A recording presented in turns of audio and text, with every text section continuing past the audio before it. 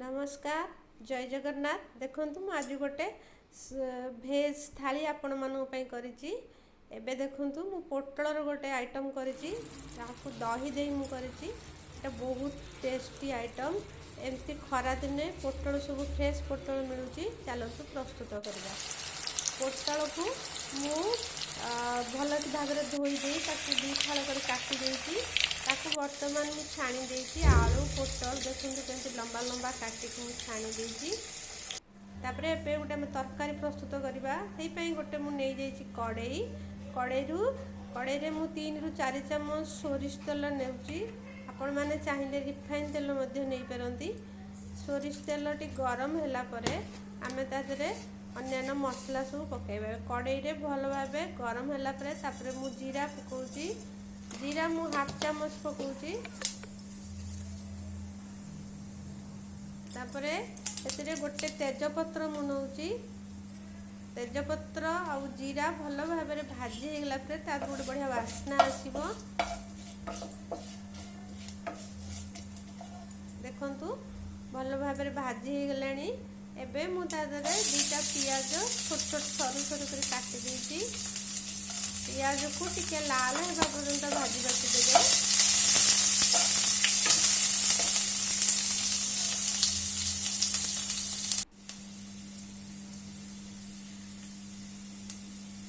एबे देखो पियाज टी भल भाव भाजी हो गलानी। मसला को जिते भाजबे तरकारी सेते सुआदिया हबो। एठी मु अदा रसुण पेस्ट 2 चामच अदा रसुण पेस्ट नहीं जाउची।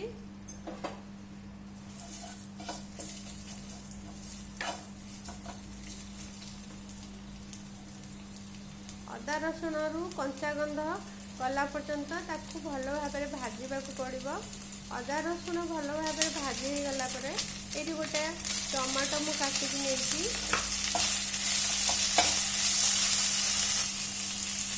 टमाटो अदा रसुण भाजवाई मुझे लुण नहीं जाऊँगी। लुण जी आवश्यक अनुसार तरकारी की जी दरकार से अनुसार ने। काश्मीरी लंका गुंड मु गोटे हाफ टी स्पून नौची। मसलाटा देखिए जी परिवा को देखी मसला ने। ये मु लंका गुंड राग लंका गुंड हाफ टी स्पून नहीं। आउ धनिया पाउडर और जीरा पाउडर हाफ टी स्पून नहीं। हाफ टी स्पून से हाफ टी स्पून इटा को मिसई मु पकई देती। गुंड मसला पकेला बेले आंच को सब कमे देवे। ये हलदी आवश्यक अनुसार हाफ टी स्पून नहीं। सबू मसला पकई भल भाव में गोलई देवे। आउ मसला गोलैला बेले सब बेले फ्लेम को कमे देवे। ये मसला भाजी है पानी टिके दे देती। अल्प पानी देले मसला तले लगे और भल भाव में भाजी हो। मसला भल भाव में भाजी है मसला रू तेल छाड़ी आसे आस्ते आस्ते से पर्यंत भाजवा पड़ो। एवं देखो भल भाव में भाजी हो गला। ये मु नौची टिके दही नौची। यहाँ गोटे दही वाला पोटल तरकारी। ये दही नौची। दही नेला आंच को कमे देवे कारण ना दही फाटिज छेना हो। तेणु दही नेला भल भाव में गोलैबे। आठी मु कस्तूरी मेथी नहीं गरम मसला नहीं। दही पकेला टिके पानी देती। भल भाव में मसला भाजी हो गला। पोटल आलू को जो छाणी रखी पकई दूसरी। पोटल आलू को मसला सहित भल भाव में कषिदेवे। जमती मसला भल भाव में पोटल आलू कषिदेवे। मसला तादे भल भाव में गोलैला लुण मसला भल भाव में आलू पोटल मध्य भल लगे। ये आवश्यक अनुसार पानी नहीं जाऊँगी। जदि आप रुटी खाइबे ताहले तादरे अल्प पानी देवे। ये टिके अल्प झोल रहिले भल लगे।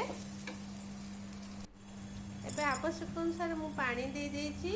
ताकू वर्तमान किछि समय 5 ରୁ 10 मिनट मु घोड़े देवी। देखते ये भल भाव में सीझी गला। पोटल दही पोटल हो गला। ये मु धनिया पत्र छिंडे रखी चूना चूना पकई देती। एबे तरकारी भल भाव में प्रस्तुत हो गला। बहुत सुआदिया तरकारी। खरा दिने एमती पोटल मिलूँ एमती कर खातु। पोटल विभिन्न प्रकार आइटम अच्छी। ये गोटे प्रकार आइटम एमती खातु। समस्त खुआतु खुशी रहतु। ଆଉ ତା ସହିତ ମୁଁ ଏମିତି ସବୁ ଆଇଟମ୍ କରୁଛି। ରହୁଛି, ଜୟ ଜଗନ୍ନାଥ।